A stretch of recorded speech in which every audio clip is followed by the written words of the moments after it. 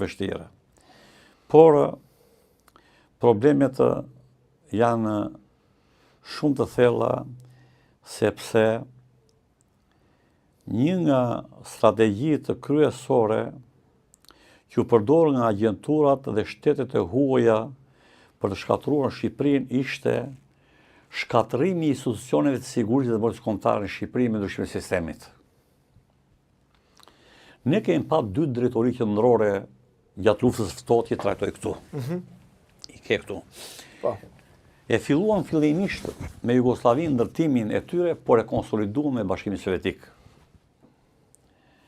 Drejtoria e zbulimit politik, që ishte drejtoria e tretë e Ministrisë Punëve Brendshme në varësi të Ministrit Brendshëm Andreas Biu, u vendos rezident në Ministrinë e Jashtme, civil.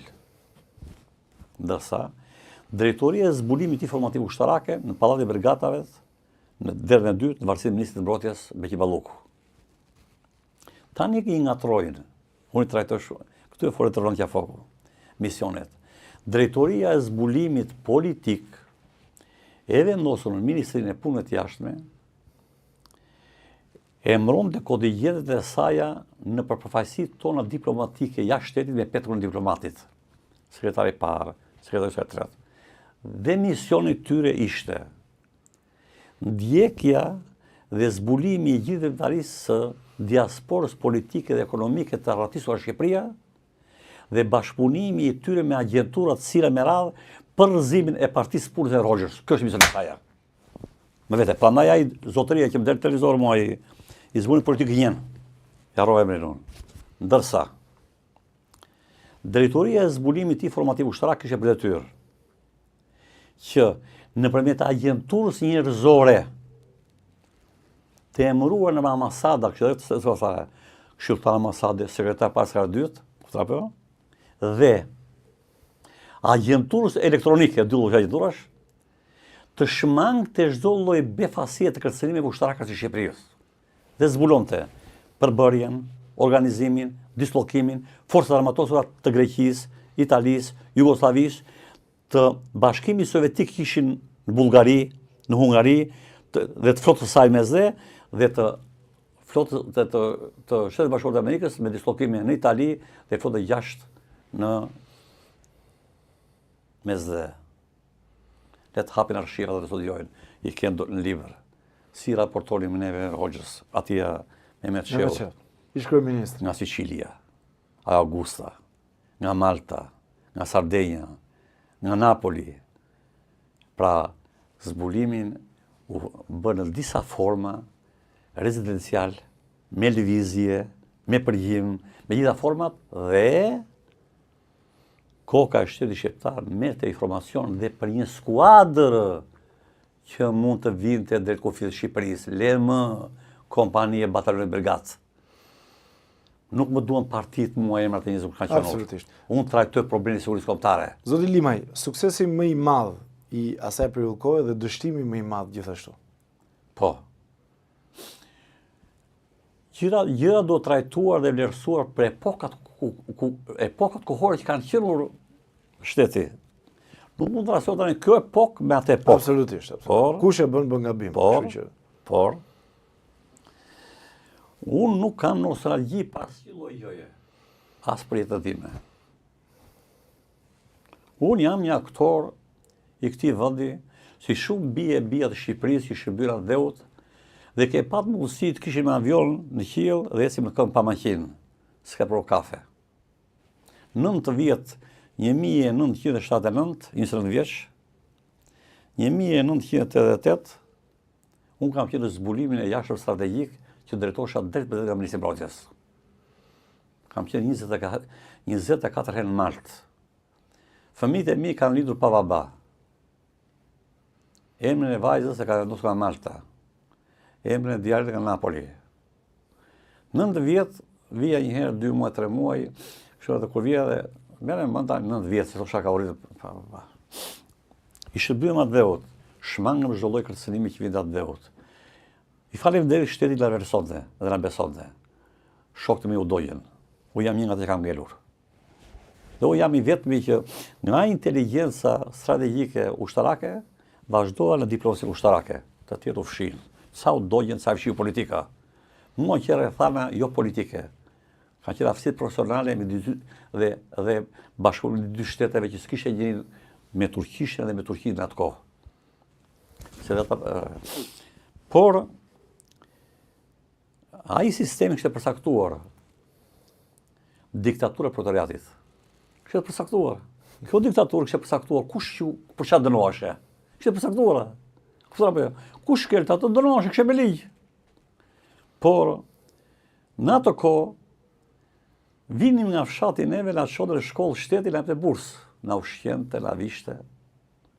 Marroni shkollën, na pursonte, na jepte shtëpi dhe merrim çdo gjë, i shërbenim shtetit, po merrim çdo gjë falas në zonë shtetit. Pra, ndërsa tani, të vishe shkollë e shko çfarë po ndodh. Ik blej shtëpi 200.000 euro në Tiranë, tani me rrugë fare. Pengi i kredis. Pra shiko, një njeri shumë i ekuilibruar dhe bën krahasimet pas një lloj, shikon. Pa emocion, ftoht. Kjo është dramë shqiptare, more, i zoti gazetar. U kam qenë diplomat dhe lexoj shumë më tepër se diplomat. U ndjek situatën hap pas hapi gjithë botën. Është një dramë shqiptare. Që në një televizor e thash, edhe sikur Miloševiqi dhe kishin marrë me helikopter nga Beogradi, ta binin kryeministë Shqipërisë, nuk e bëdhe dot atë që filloi Berisha dhe onën Gjani vuri Rama. Pse onën Gjani vuri Rama?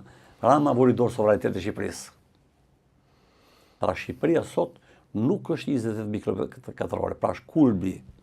Dhe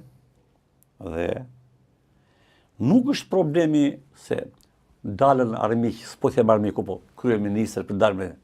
Ne probleme madhore kemi që nuk funksionon shteti shqiptar. Shteti shqiptar është rënuar sot. Të gjithon jemi pjesë e NATO sa më. Ka mundësi do shpjegoj një nga një. Shteti shqiptar sot është rënuar sepse ne kemi shtet kryeministror.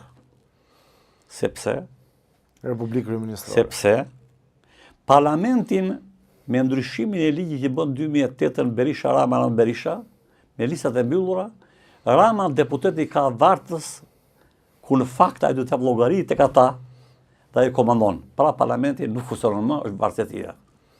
Më teja. Fatkeqësisht presidenti është kthyer noteri kryeministit dhe në fsheftas dekreton ligje për Sazanin dhe të tjera të cilat i ke marrë të gjitha. Tani, pas transparencë. Tjetra, fatkeqësia e madhe që gjykata kushtetuese është gjumë. Nuk funksionon, sepse po të funksionon gjykata kushtetuese, siç u bë atëherë për ujë territoriale të Greqisë, me Greqinë, Pakti detar. gjykata kushtetuese ka 4 dosje vetëm nga Instituti Politika dhe Sigurimit Kombëtar. Gjykata kushtetuese ka 4 dosje të pranuara me firmë. Ku me zbërthyrje kushtetuta nga aneni 1, 2 dhe 3 që përcaktuar sovraniteti dhe tërësia territoriale me kushtetut, dhe në fund fare, me një jurist të shkëlqyer Janaq Kasi që jeton në Austri, është gjykatës fare, ka punuar së bashku me Institutin e Politikës Kombëtare, dhe gjykata kushtetuese i ka marrë më datën 19 të muajit qershor, dhe sot po marron korriku, i thonë 1 muaj e gjysmë gjykata kushtetuese nuk ka hap çështjen e gjykimit sipas kërkesës me përparësi. E ka përcaktuar ligji. Ashtu dhe se spaku, ka 4 dosje me tavolinë dhe fatmirësisht pardje gjykata e krimit kundër korrupsionit që është në një institucion e spakur, ja hodhi turi e gjykatësit atia prokurorit, që një ushtarak në rezervë ka çuar akuzën presidentin e Republikës për shkeljen e ligjit, për Sazanin dhe Zvanesin, dhe ai prokurori, hetuesi e ka vlerësuar pa arsyeshme, ky e çoi në gjykatë, gjykata ka qenë krejtësisht arsyeshme dhe ka kthyer përsëri urgjent prokurorit. Pra, ai spak që ne menduam të bëjë diçka, ai spak ja ku vajti. Pse? Sepse në krye të shtetit është një kryeministër që ka pushtuar gjithë pushtetet dhe shteti shqiptar është i rënuar. nuk është më shtet demokratik dhe ligjor, dhe, vazhdojmë teja, dhe Shqipëria është formalisht në NATO, dhe tu e ke këtu. Unë i kam bërë para krizës. Rrugtimi i Shqipërisë për integrimin në NATO dhe pafësitë e saj për sigurinë dhe mbrojtjen kombëtare. I ke dokumentuara pa filluar kriza. Kjo është sepse me Kushtetutën e Republikës së Shqipërisë, mbrojtja e vendit i takon shtetit shqiptar në forcat armatosur, hapi Kushtetutën. NATO shtes, djalo. Ta nuk lexojnë mondiale, vinë flasin televizora, ku do flasin kot. Kushtetuta ka përcaktuar, por ne jemi antar NATO-s, por sa të vinë NATO në Shqipëri, Irani ka bërë hi. Me mbroshkullot je bën Rama duke krijuar qyteza të mujahedinëve, skandal, për të cilën unë atëherë komunikoja me të dhe i sugjeroja, dhe kur ai filloi ndërtimin, hapin ato, shikonin në gazetë ditën faqen e parë. Më ma thot, për bën kërcënim ushtarak Irani për Shqipërinë nga kolonel Hajrolimaj. Unë kam paraprirë të gjitha kërcënimit që po na bën Irani për mbrojtje sigurisë kombëtare. Pyetje. Mundet një kryeministër, një president shqiptar t'i thoshte jo një sugjerimi, po quaj sugjerim, po nuk ka qenë sugjerim se ishte nga Shtetet Bashkuara të Amerikës. S'është fare vërtet. Si ishte vërtet? Ka filluar me zotin Berisha. S'është fare. Kontingjenti i parë. Hapeni shkrimi që tim është i argumentuar plotësisht.